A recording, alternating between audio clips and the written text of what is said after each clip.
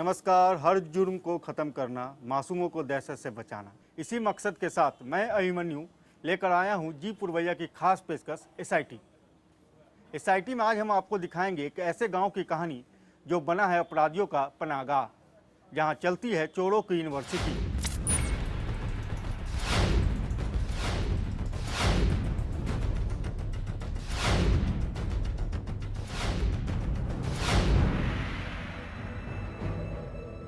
गांव में जब भी पुलिस आती है लोग चौंकते नहीं हैं। पुलिस की गाड़ियों से रोजाना सामना इन लोगों की आदत में शुमार हो चुका है। इस गांव के 75% लोग एक ऐसे धंधे से जुड़े हैं जो कि आम लोगों की नजर में अपराध कहलाता है।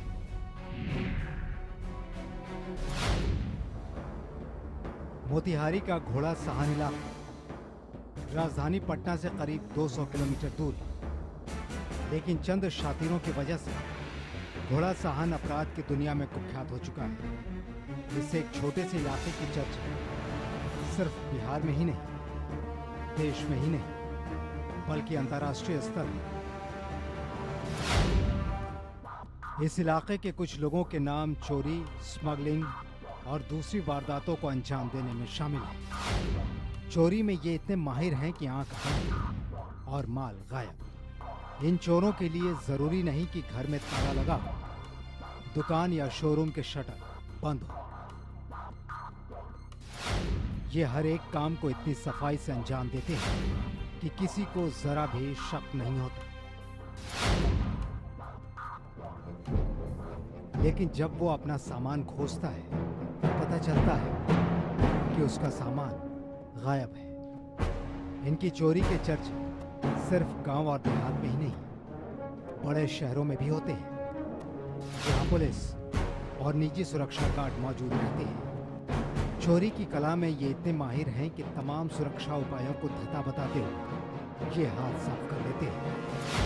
हाल ही में इन लोगों ने दिल्ली का दिल कहे जाने वाला और high security zone Connaught place में चोरी की एक बड़ी वारदात को अंजाम दिया। दुकान में सुरक्षा के कई कवच थे, सीसीटीवी कैमरे लगे थे, लेकिन उसके बाद घोड़ा साहन के चोरों ने करोड़ों के माल पर हाथ साफ किया। दिल्ली में चोरी हुई और मोतिहारी में पुलिस सक्रिय हुई, क्योंकि पुलिस को पता था कि इस तरह की चोरी घोड़ा साहन का ही कोई कर सकता है। ऐसा इसलिए क्योंकि यहाँ के लोग शातिर चोर हैं।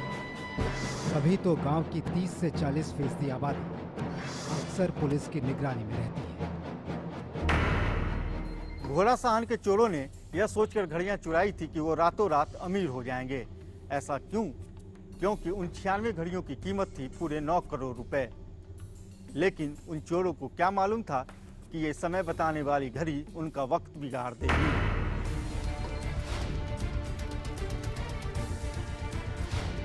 एक घड़ी और 36 स्मार्टफोन, लेकिन 36 की जगह ऐसे 72 स्मार्टफोन पर भी ये घड़ी भारी पड़ती है, क्योंकि इस घड़ी की कीमत है 18 लाख रुपए। जी हाँ, 18 लाख रुपए। वो इसलिए क्योंकि ये घड़ी सोने की है। मशहूर ब्रांड रोलेक्स की इस घड़ी को मोतिहारी पुलिस ने एक चोर के पास से बरामद किया है। हो सकता है कि आपको यकीन नहीं हो रहा हो, लेकिन ये 24 कैरेट सच है। बरामद तो घोड़ा साहन से हुई। ये संजय उर्फ पचौनिया के नाम से जाना जाता है, शटर कटवा गिरोह का है। इन लोगों ने कनॉट प्लेस दुकान नंबर 3 से शटर उठाकर ये घड़ी चुराई थी शोकेस से। 147/14 नंबर केस दर्ज हुआ। अब जरा उस चोर से मिली जिसके पास से 36 मोबाइल के साथ पुलिस ने इस घड़ी को बरामद किया है। जैसे ये घड़ी मामूली नहीं, वैसे ही ये चोर भी कोई मामूली चोर नहीं, बल्कि मोतिहारी के घोड़ा साहन का चोर है। उस घोड़ा साहन का जिसकी पहचान शटर तोड़वा गिरोह की राजधानी के तौर पर होती है। घोड़ा साहन में चोरों की यूनिवर्सिटी भी है। जहां चोरों को सिखाए जाते हैं सेकंड्स में शटर तोड़ने के आसान फॉर्मूले। और संजय सिंह नाम का ये चोर उसी यूनिवर्सिटी का फैकल्टी है। घोड़ासान का था वो सियाराम, वो सब अलग अलग ग्रुप चलता है सर। अभी एक और ग्रुप चलता है नहीं, अभी घोड़ासान में 2 ग्रुप है बस। कौन कौन? एक नईम का है, लाइन का है। एक मोतिहारी का है।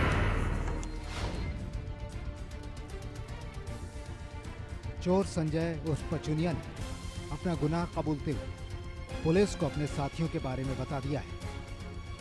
पचुनिया के मुताबिक बाकी घड़ी उन्हीं लोगों के पास है और 96 में से किसी भी घड़ी की कीमत 5 लाख रुपए से कम नहीं। किसी घड़ी का दाम 5 लाख है, किसी का 12 लाख है, 18 लाख है, डिफरेंट। मैंने 5 लाख से कोई घड़ी नहीं। घड़ी भी बरामद हुई। एक घड़ी, उसके साथ 36 मोबाइल बरामद हुए।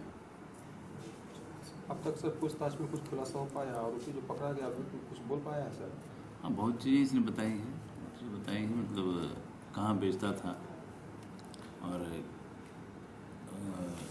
कहाँ कहाँ से इनको सपोर्ट मिलता था, ये सारी बातें इन्होंने बताई हैं। मैं प्रयास करूँगा कि मतलब सारे गैंग का उद्भेदन हो जाए। ये भी जांच करूँगा कि थाने की मिलीभगत इसमें है या नहीं है, कौन रिसीवर है इसका, कौन से खरीदता है। क्योंकि उन्होंने बताया कि खास 1-2 आदमी है, सारा गिरोह 2-3 गिरोह काम करता है, सारे लोग उसी के यहाँ बेचते हैं। तो उस व्यक्ति को चिन्हित करके उठाया जाएगा, उसके विरुद्ध कार्रवाई की जाएगी। पुलिस के मुताबिक संजय सिंह अपने साथियों के साथ मिलकर 1 सितंबर की रात दिल्ली के कनॉट पैलेस में चोरी की वारदात को अंजाम दिया। संजय सिंह के साथियों ने चोरी रोलेक्स के शोरूम में हुई, 96 बेशकीमती घड़ियां चुराई गई और फिर पंजाब में एक चोरी की वारदात को अंजाम दिया गया। संजय की निशानदेही पर पुलिस ने 1 सप्ताह के अंदर कुछ और घड़ियां बरामद की। 16 लाख रुपए की इन 3 घड़ियों को मोतिहारी के घोड़ा सहान इलाके के बिजबानी गांव निवासी संतोष नाम के शख्स के पास से बरामद किया गया है। संतोष नाम का यह शख्स उस शटर तोड़वा गिरोह का सदस्य है जिस गिरोह का फैकल्टी संजय है। इन लोगों ने 1 सितंबर को दिल्ली के कनॉट पैलेस में रोलेक्स के शोरूम में चोरी की थी। चोरी के बाद जब ये वापस लौटे तो पुलिस ने सबसे पहले गैंग के सरगना संजय और पचुनिया को पकड़ा था और उससे हुई पूछताछ के बाद अब 3 घड़ियों के साथ संतोष नाम का ये चोर पुलिस की गिरफ्त में आ चुका है।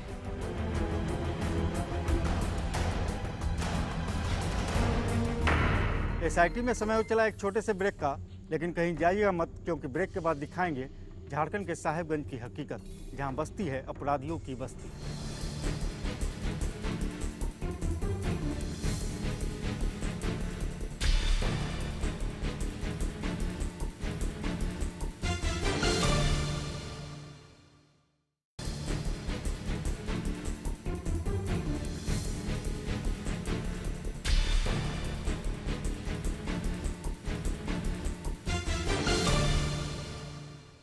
अगर पुलिस चौकस रहने का दावा करती है तो उन साथीरों को भी मालूम है कि एक कदम खाकी से आगे कैसे रहा जाए। वैसे तो अपराध की दुनिया में कुख्यातों की कमी नहीं है, लेकिन झारखंड के साहिबगंज का इलाका एक ऐसा इलाका है जहां बस्ती है अपराधियों की बस्ती। साहिबगंज इलाके पर झारखंड पुलिस की नहीं बल्कि लगातार देश के सूबे के दूसरे पुलिस की भी नज़र बनी रहती है। आखिर क्या है हकीकत साहिबगंज इलाके की, इसे जानने के लिए देखिए हमारे सहयोगी प्रवीण कुमार की एक खास रिपोर्ट।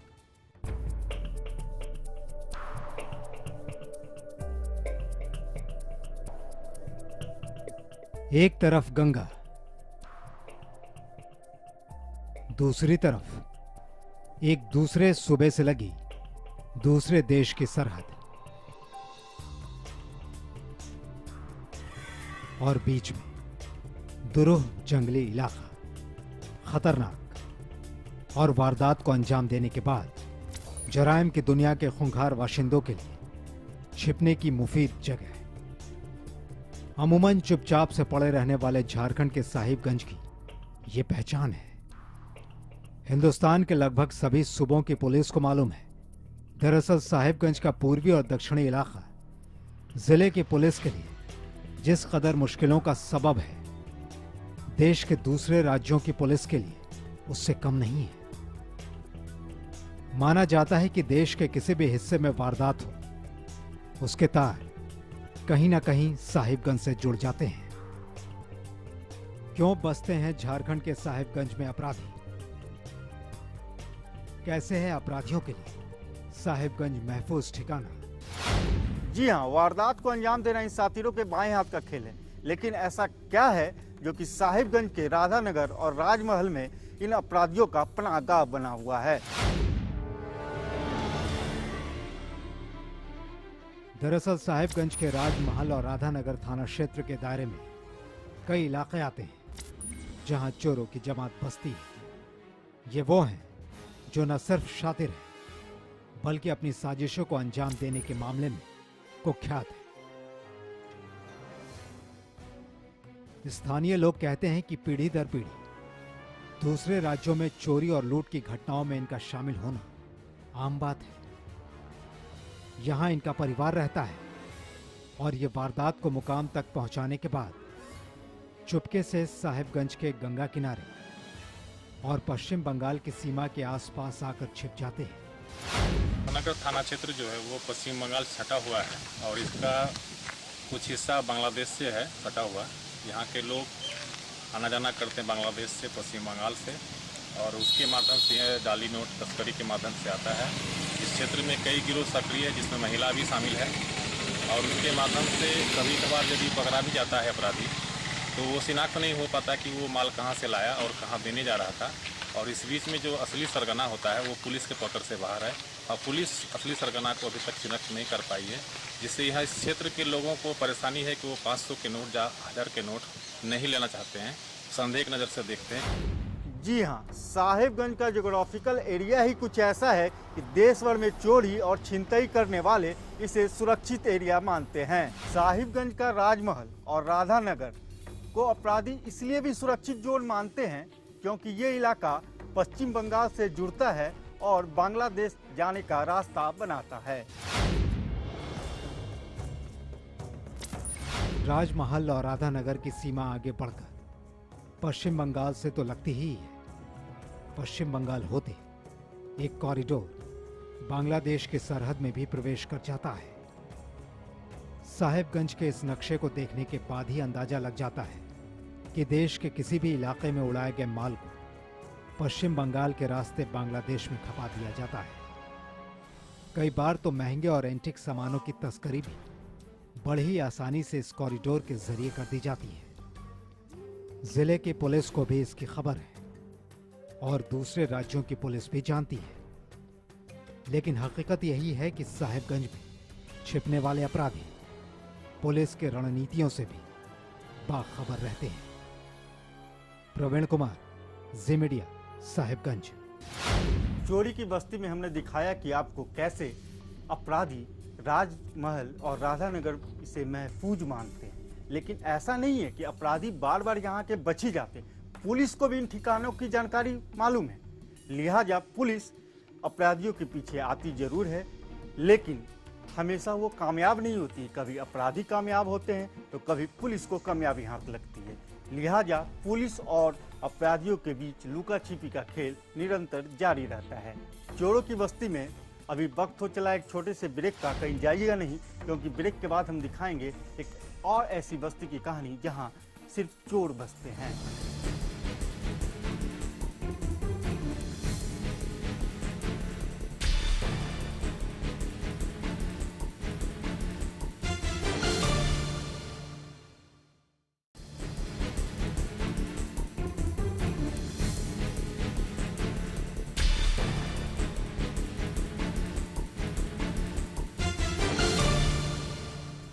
साहिबगंज के ग्रामीण इलाकों में ठिकाना बनाने वाले अपराधी पुलिस की गिरफ्त से बच तो जाते हैं, लेकिन फिर भी दूसरे राज्यों की पुलिस लगातार आकर यहां दबिश बनाती रहती है।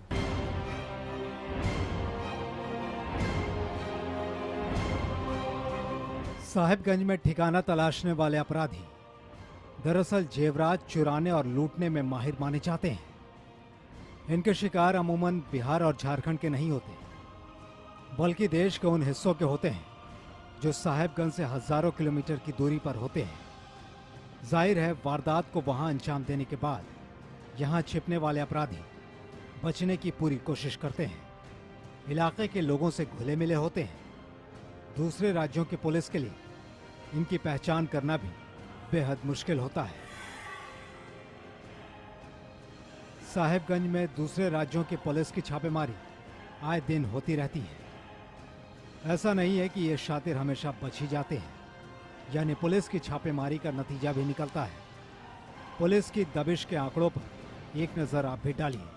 साहेबगंज में दूसरे सूबे के पुलिस की दबिश। जनवरी 2014 से अब तक की छापेमारी। 1 जनवरी गोवा पुलिस की टीम आई, मामला सोना चोरी का था। उसी तारीख को छत्तीसगढ़ पुलिस की टीम भी आई, 22 किलोग्राम सोना चोरी के मामले में। 2 मार्च आंध्र प्रदेश के पुलिस टीम आई, मामला वही सोना चोरी का।